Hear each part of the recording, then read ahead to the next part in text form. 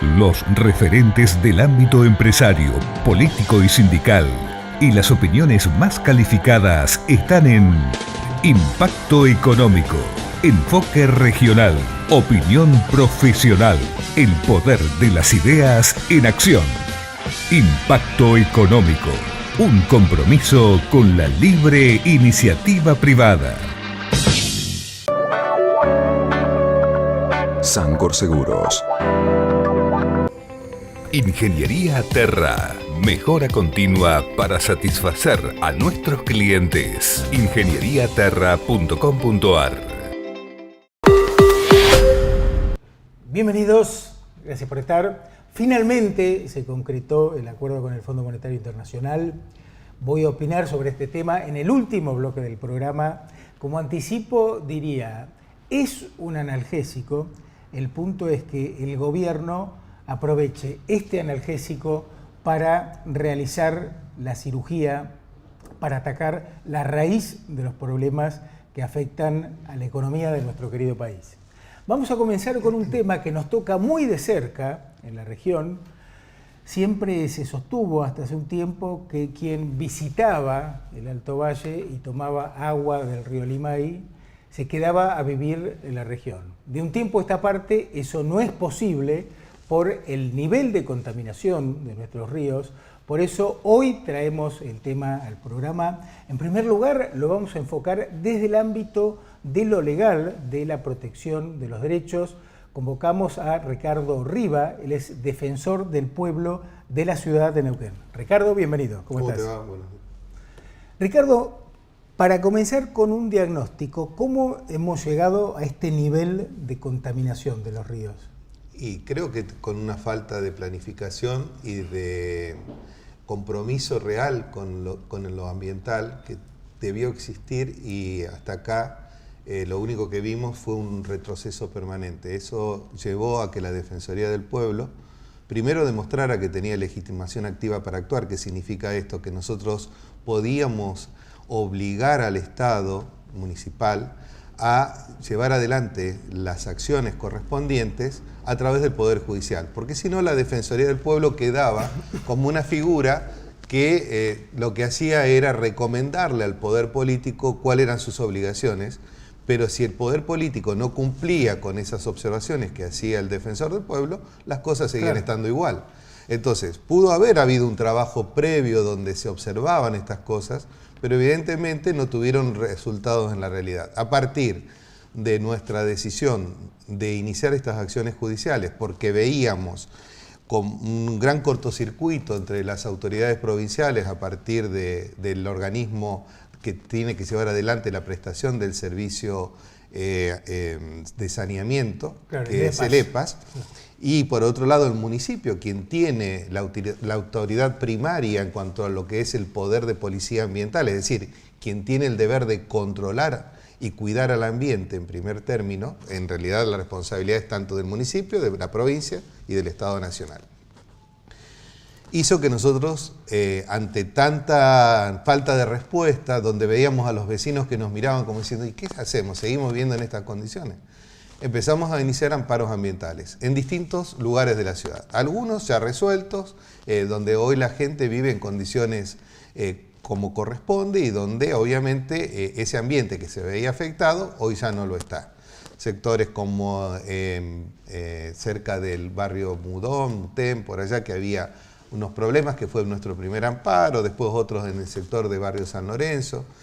Y así llegamos a ver también otras realidades que tenían que ver con que se estaban contaminando los arroyos, el arroyo Necochea, el arroyo Durán.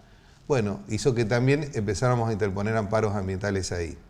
Y hubo situaciones que no hicieron falta iniciar acciones judiciales porque pudimos lograrlo a través de mediaciones ambientales. Por ejemplo, una que se llevó adelante en Área Centro, que permitió acordar cómo resolver definitivamente toda la problemática que se daba en el lugar, que fue a través del conducto que pasó, ¿se acuerdan cuando se hizo la obra por el Parque Central? Sí. Que ya se está conectando también a la planta Tronador.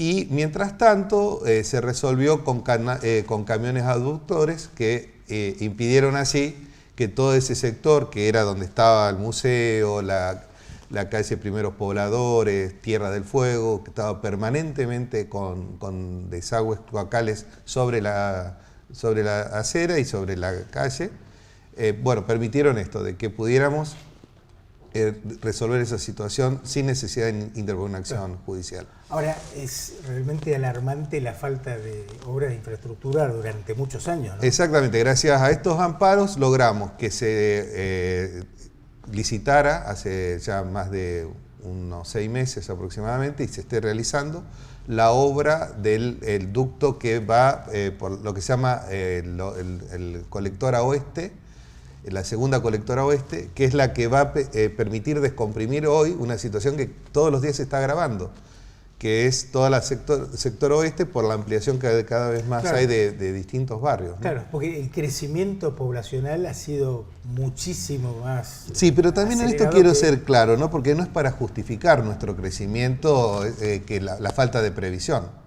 Creo que es al revés. Claro. Nuestra ciudad se caracterizó por explotar cada 10 años, se duplicaba.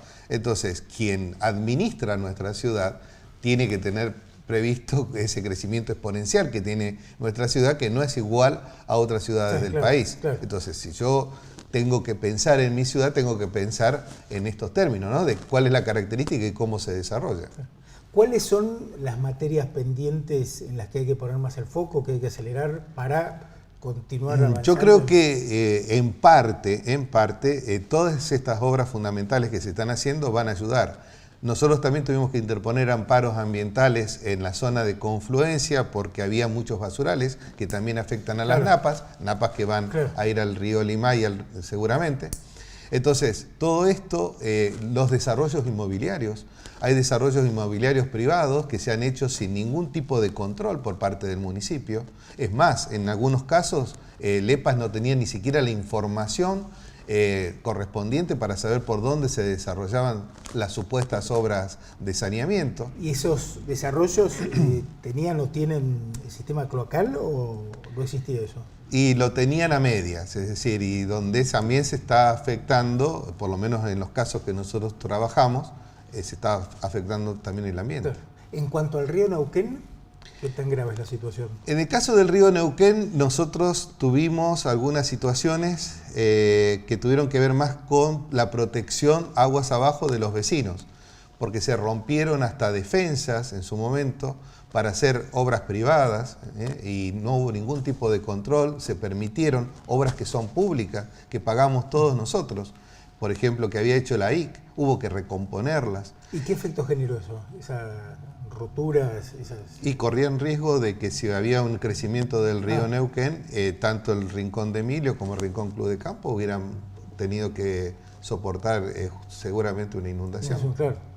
Lo mismo nos está pasando en ese sector con todo el tema del daño que se ha hecho a las bardas, ningún control por parte del municipio, enojos por parte del intendente porque nosotros queremos poner límite a esta falta de obligaciones que tienen que ver con el control ambiental y bueno, se nos descalifica porque actuamos de esa manera.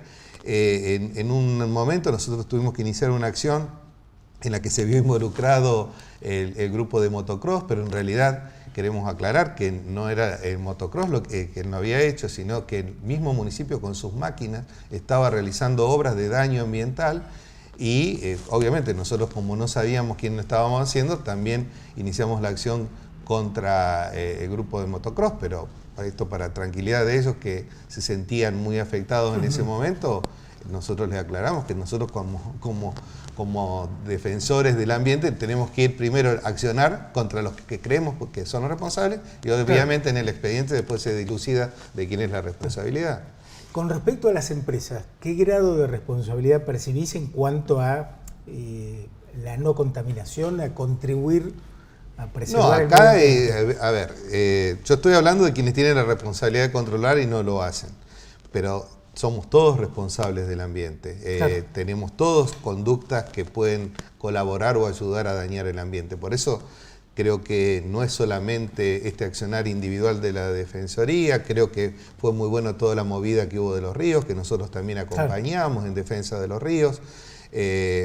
Otras propuestas que también estaría bueno analizarlas, como la del concejal Baggio con el diputado Mansilla, que hablan de otras formas, otros procesos también de resolverlo. Nosotros como Defensoría vamos a acompañar todas las iniciativas que se den con el fin de poder retrotraer estas situaciones que realmente son muy dañosas y han afectado realmente muy mal y que toman dimensión a partir justamente cuando en el verano se ven los ríos, pero nosotros veníamos en un accionar silencioso trabajando todos estos temas y a veces hasta con mucha dificultad porque se nos construían paredes enormes y trataban, o sea, nosotros lo que estamos tratando es de mejorar la calidad de todo. Estamos defendiendo sectores muy vulnerables que necesitan de tener respuesta. Esto también, que de una vez por todas creo que es lo que hay que modificar en la realidad de nuestra ciudad. Tiene que haber una planificación sobre el acceso al hábitat. No puede ser que se termine generando situaciones de irregularidad en el acceso a la tierra por no haber previsto o prevenido todos estos temas. ¿No te referís a las tomas, por ejemplo? Tiene que haber una política clara, ordenada, planificada de cómo acceder. Porque hoy, otro de los problemas que tenemos cuando se tienen que regularizar esos sectores, ¿por dónde van a pasar las obras? Hay que hacer obras. Mientras tanto, hasta que esas obras se desarrollan, son también sectores donde se producen daños ambientales. Y empeoran la calidad de todos. Creo que un concepto interesante a tener siempre en cuenta con lo ambiental es que hoy ya no se habla de ambiente, se habla de socioambiental. ¿Por qué? Porque el ambiente es justamente el espacio donde nosotros nos desarrollamos como sociedad. Y si nosotros no somos capaces de comprender esto, no nos damos cuenta que somos todos los que estamos dañados. Es más, justamente la única posibilidad que tenemos es dejar de ser egoístas en estos temas. Y digo más, si por ahí quieren seguir siendo egoístas, bueno, piensen en sus nietos, piensen en sus bisnietos, porque de alguna manera alguien va a recibir las consecuencias de esto. Y es lo mismo que pasa en los temas de seguridad. Si nosotros no construimos una sociedad con oportunidades, evidentemente lo que estamos construyendo es una sociedad cada vez más fragmentada y donde los riesgos de lo que pueda suceder por no haber construido una sociedad justa también nos va a producir un gran daño a todos. Entonces es como un equilibrio. El ambiente y lo social van juntos. Y además nosotros demostramos otra cosa, lo cultural. Lo cultural también es parte del ambiente. Por eso, cuando se reían que habíamos interpuesto un amparo ambiental para defender la Torre Talero, le demostramos que justamente la ley protectoria del ambiente protege también los espacios culturales.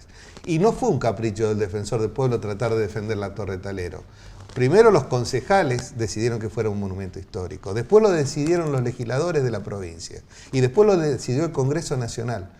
Y sin embargo, acá no se cumplió con la obligación de cuidarla y protegerla. Al contrario, se facilitaba la posibilidad del daño. Y eso es grave. Estamos hablando de que quien tiene el deber de controlar, de proteger, no lo hace. Ricardo, última. ¿Cómo es el nivel de autonomía que vos tenés en la Defensoría en cuanto a, poder contar con los recursos, poder desarrollar las acciones que son propias de la Defensoría? Nosotros hasta acá creo que queda claro que hemos sido tan autónomos que ni siquiera descalificándonos como lo hicieron, diciendo que yo pertenezco a un determinado partido político o alguna cosa por el estilo, que es agraviante y es descalificatorio ya el solo hecho de mencionarlo, porque nadie viene del aire, o sea, todos tenemos una historia y eso no me parece que sea malo en sí mismo. Y creo que la conducta y la actitud que ha tenido la Defensoría del Pueblo a partir de nuestra gestión fue, nosotros vamos al problema y ver de qué manera se supera el problema. Y si hemos tenido que accionar contra el Estado provincial en recursos hídricos, EPAs permanentemente, lo hemos hecho. Y sin embargo, nuestra función es control municipal. Pero nosotros lo que nos importó era, había un vecino afectado, un colectivo de vecinos afectados por lo ambiental, por derechos humanos fundamentales, como no querer proveerle de agua, y nosotros hemos accionado. Y ahí se delimitaron bien las responsabilidades de quién tiene la obligación de proveer el agua, en qué condiciones. Bueno, todo eso quedó claro en cada uno de los fallos que fuimos logrando en beneficio de los habitantes de la ciudad, que hoy, para nuestra satisfacción, tienen sus redes ya de agua, muchos de ellos tienen los desagües pluviales que no tenían, porque también hay otro problema ambiental, que es, al no estar las obras pluvio-aluvionales, hace que cuando hay lluvias muy importantes, las aguas van derecho al sistema cloacal. Claro. Y eso también perjudica a toda la ciudad. Claro, se te colapsan las cloacas. Claro. Se colapsan las cloacas, afectan a los vecinos que se ven dañados. Bueno, todo esto que es también parte de un proceso por no haber planificado y no haber trabajado en lo que no se ve. Claro. Que les cuesta bastante trabajar sobre lo que no se ve. Ahí está el desafío. El tema en cuanto a lo presupuestario, Cortito, vos que sos economista, Modesto la Defensoría, contador. bueno, 2010, la Defensoría del Pueblo tenía el 1% del total del presupuesto municipal. Hoy tenemos el 0,50. O sea que te lo redujeron, digamos. A la mitad. Y sin embargo, nosotros hemos crecido más de 10 veces desde el momento que yo inicié la gestión. Ricardo, gracias por tu aporte. No, al contrario. Gracias. Pausa. En el próximo bloque vamos a continuar con el tema de la contaminación de los ríos, con el aporte del licenciado Pedro Bricio, que es presidente del Colegio de Profesionales del Ambiente, y con Francisco Baggio, concejal por la ciudad de Neuquén, que se está ocupando mucho también del tema. Ya venimos. Auspician este programa La Casa de las Herramientas. El uso de la factura digital te va a servir para mayor seguridad y agilizar el trámite con Edersa. Además, tendrás todo digitalizado en tu computadora y nos vas a ayudar a cuidar el medio ambiente. Cluster CIAR, un conjunto de organizaciones que desde hace 25 años ofrecen soluciones integradas al mercado y a la sociedad. Cluster CIAR, el equipo que lo hace posible. Laura camina hasta la garita para tomar el 516. Sabe que va a tardar más de media hora para llegar a su trabajo en el centro. Pero cuando el cole cruza la avenida del Trabajador, ve a una cuadrilla de obreros trabajando en la obra del Metrobús. Y se imagina, refugios nuevos, más grandes, todo impecable, los colectivos por un solo carril, viajes más rápidos y cómodos, gente contenta con un nuevo servicio de transporte para Neuquén. Las obras cambian la ciudad y a vos te cambian la vida.